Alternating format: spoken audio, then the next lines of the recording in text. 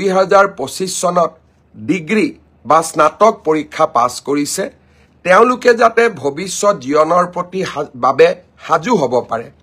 অন্তত এটা বছৰৰ বাবে আমি তেওঁলোকক মাহেলি 2500 টকাৰ এটা সৰু প্ৰেৰণামূলক ভাত্তা আগবঢ়াম ইয়াৰ কাৰণ কি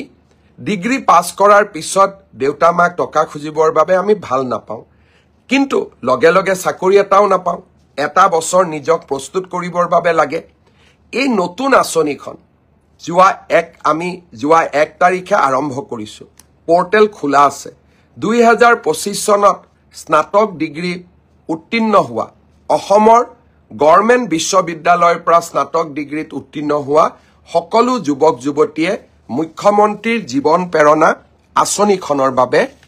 আবেদন জনাব পাৰে মই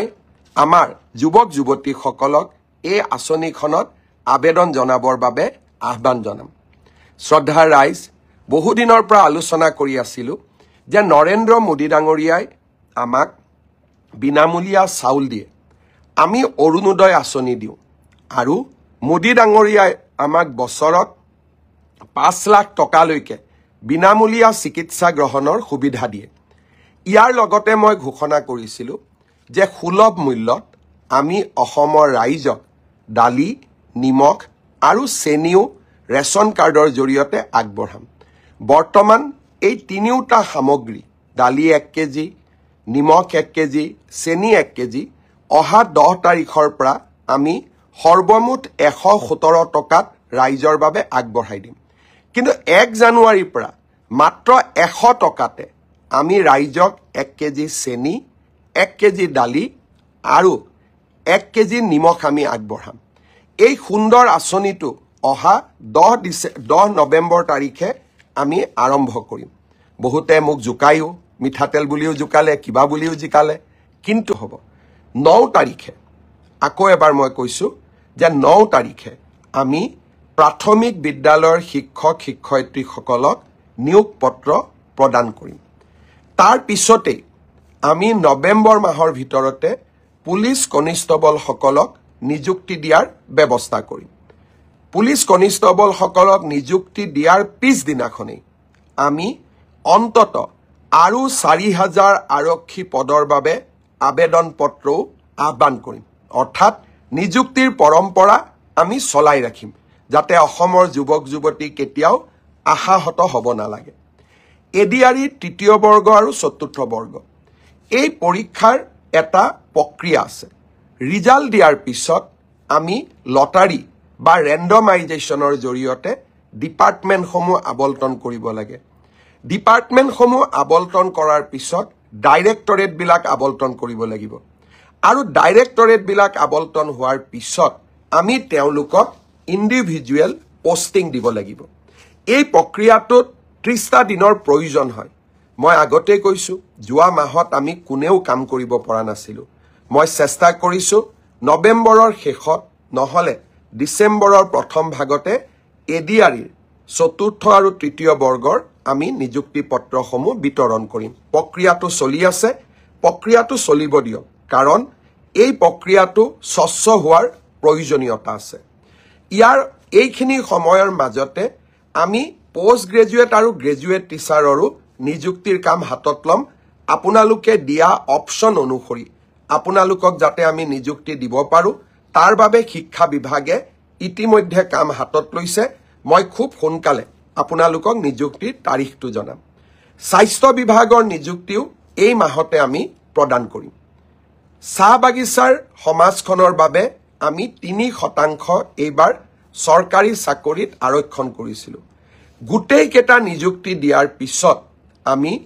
চাহ বাগিচাৰ যুৱক যুৱতীসকলক পৃথকে 3% উত্তীৰ্ণ হোৱা যুৱক যুৱতীসকলক নিযুক্তি পত্ৰ প্ৰদান কৰিম অৰ্থাৎ অহা 9 তাৰিখে আমি চাহ বাগিচাৰ যুৱক যুৱতীসকলক বাদ দি সকলোকে আমি নিযুক্তি দিম গোটেইখিনি নিযুক্তি পত্ৰ আমি একেলগ কৰি ডিসেম্বৰ বা নৱেম্বৰ মাহত সকলো চাহ বাগিচাৰ যুৱকক গুৱাহাটীলৈ মাতি আনি আমি একেলগে নিযুক্তি দিম যাতে ই সমাজখনত এটা সচেতনতাৰ সৃষ্টি কৰিব পাৰে অৰ্থাৎ মই উত্তীৰ্ণ হোৱা যুৱক যুৱতীসকলক অনুৰোধ কৰিম যে আমি নৱেম্বৰ মাহ আৰু ডিচেম্বৰ মাহৰ প্ৰথম ভাগতে আমি নিযুক্তিৰ প্ৰক্ৰিয়া সম্পূৰ্ণ কৰিম। আপোনালোকে আমাক নিশ্চিতভাৱে সহযোগ কৰি যাব। ইয়াৰ মাজতে অসমলৈ গৃহমন্ত্ৰী অমিত শ্বাহ ডাঙৰীয়াও আহিব। বটদ্ৰৱাত মহাপুৰুষ শ্ৰীমন্ত শংকৰদেৱৰ জন্মভূমিখন আমি অতীব সুন্দৰ কৰি আকৌ এবাৰ সজাই পৰাই তুলিছোঁ। প্ৰায় 200 কোটি টকাৰে নিৰ্মাণ কৰা এটা সুন্দৰ প্ৰকল্প গৃহমন্ত্ৰী ডাঙৰীয়াই বৰদোৱাত উদ্বোধন কৰিব। গুৱাহাটীত মোৰ এটা মনৰ সৰু বহুত দিনৰ মনত লুকাই থকা সৰু কথা এটা মই ক'ব খোজো। ৰামনাথ কোবিন্দ ৰাষ্ট্ৰপতি পদ ত্যাগ কৰাৰ পিছত গুৱাহাটীলৈ আহিছিলে। গুৱাহাটীত ডাঙৰ হল নাই, সেইবাবে তেখেতৰ সভাখন আমি মেঘালয়ৰ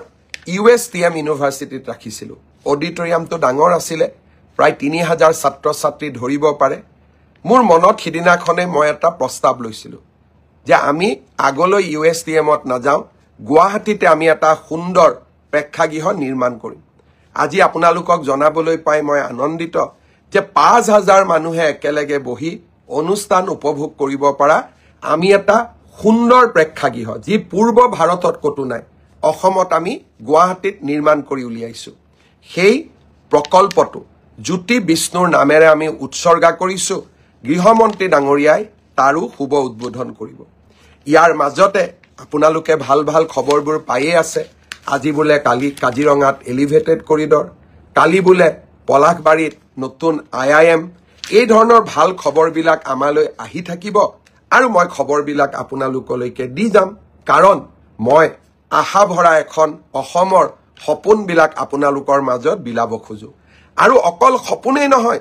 যেতিয়া টানেলৰ কথা কৈছিলোঁ গহপুৰ আৰু গোলাঘাটৰ মাজত মানুহে মোক হাঁহিছিলে। ছেমি কণ্ডাক্টৰৰ কথা কওঁতে অকল অসমে মোক হাঁহা নাছিল, কৰ্ণাটকেও মোক হাঁহিছিলে। কাজিৰঙাৰ এলিভেটেড কৰিডৰৰ কথা কওঁতে